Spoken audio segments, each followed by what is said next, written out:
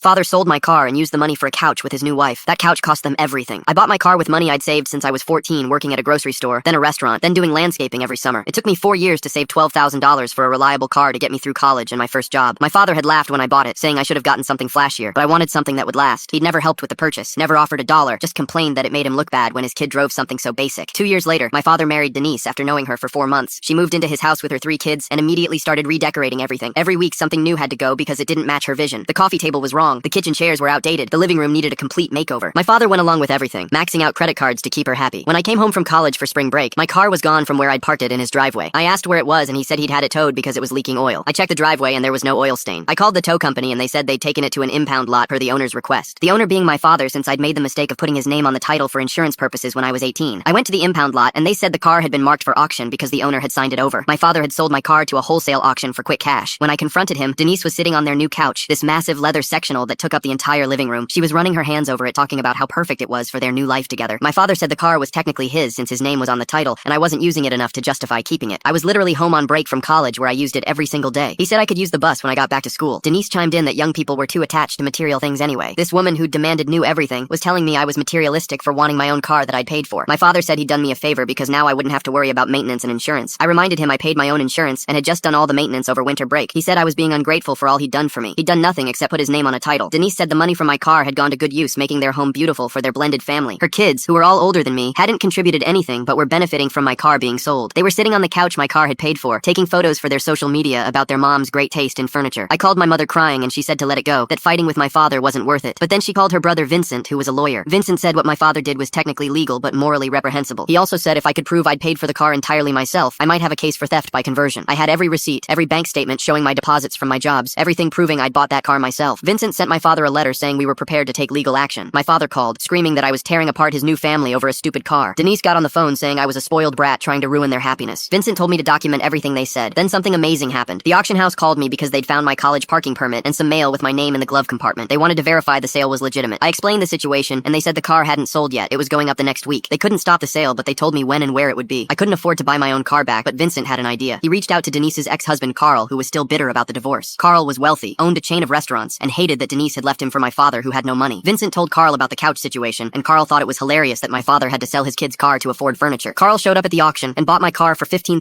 $3,000 more than it was worth, just to drive up the price. Then he called me and said I could have it back for exactly what I'd originally paid for it, $12,000, but I didn't have $12,000 anymore. Carl said I could work it off at his restaurants over the summer and take the car now. The best part was Carl knew Denise would recognize the car. He made sure to drive it past my father's house a few times before giving it to me. Denise saw it and demanded to know why Carl had my car. When she found out he'd bought it to give back to me,